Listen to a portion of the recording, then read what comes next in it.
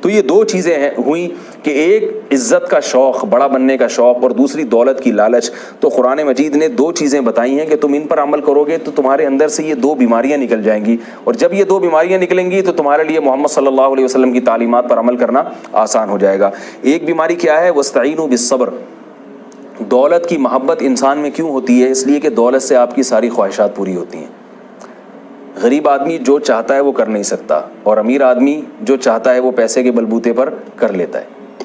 خواہشات کی تکمیل، تو اللہ فرماتے ہیں صبر کرنا سیکھو مصیبتوں پہ، مشکلات پہ۔ اس سے کیا ہوگا؟ تمہارے اندر خواہشات کو کچلنے کا جذبہ پیدا ہوگا۔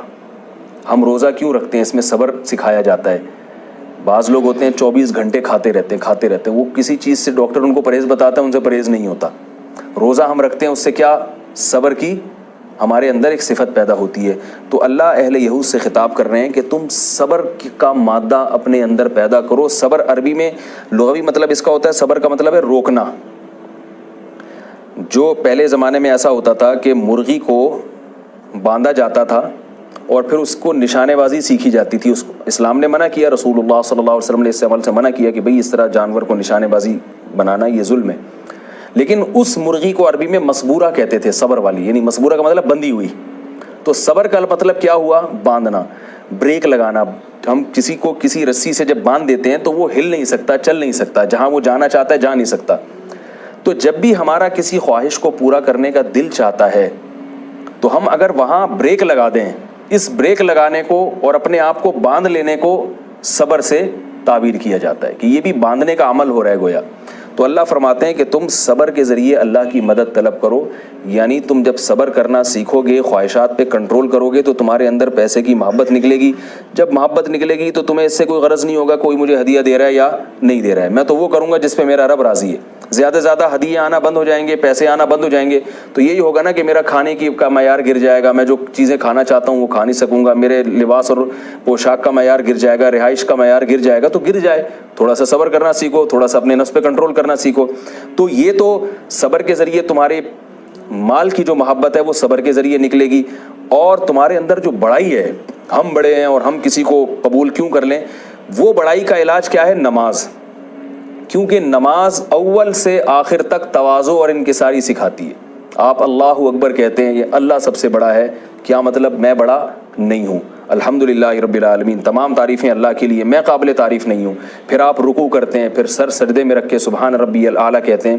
تو جو خشوع و خضوع سے جو لوگ نماز پڑھتے ہیں ان کے اندر اللہ تواضع اور انکساری پیدا کر دیتے ہیں، اور تواضع و انکساری جب آئے گی تو تمہارے لیے محمد صلی اللہ علیہ وسلم کی تعلیمات کو قبول کرنا آسان ہو جائے گا۔ اور یہاں قرآن نے پھر بتایا کہ یہ نماز مشکل ہے سوائے ان لوگوں پر جن میں خشوع ہوتا ہے۔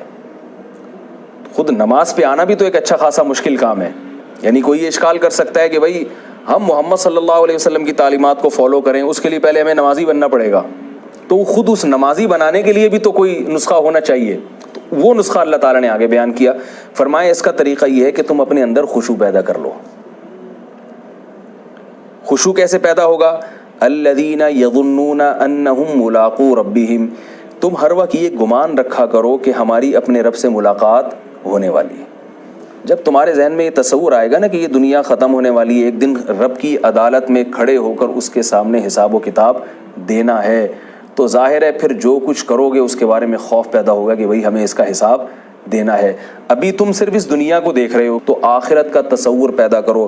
انہم ملاقو ربہم، وہ لوگ ہیں جو اپنے رب سے ملاقات کی امید رکھتے ہیں، وَأَنَّهُمْ إِلَيْهِ رَاجِعُونَ، اور ان کو یہ یقین ہے کہ ہم نے ایک دن اپنے رب کی طرف لوٹ کر جانا ہے۔ تو یہ استحضار جب پیدا ہو جائے گا تو تمہارے دلوں میں خشوع پیدا ہو جائے گا، اور جب خشوع پیدا ہوگا تو نماز پڑھنا تمہارے لیے آسان۔ تو اللہ فرماتے ہیں کہ تم جو لوگوں اپنے آپ کو ہمیشہ لوگوں سے کمپیئر کرتے ہو کہ اگر ہم نے محمد صلی اللہ علیہ وسلم کو تسلیم کر لیا تو ان لوگوں کی نظر میں ہمارا وہ مقام نہیں رہے گا، اس سے تمہارے اندر تکبر پیدا ہو رہا ہے۔ تم اپنے آپ کو اللہ کے سامنے رکھا کرو، تم یہ دیکھو کہ تمہیں ایمان لانے کا حکم اللہ کی ذات دے رہی ہے، اللہ طاقتور ہے، اس کے سامنے جب اپنے آپ کو رکھو گے تو تمہیں اپنے کمتر اور حقیر ہونے کا احساس ہوگا، اس سے تمہارے دل کے اندر خشوع پیدا ہوگا۔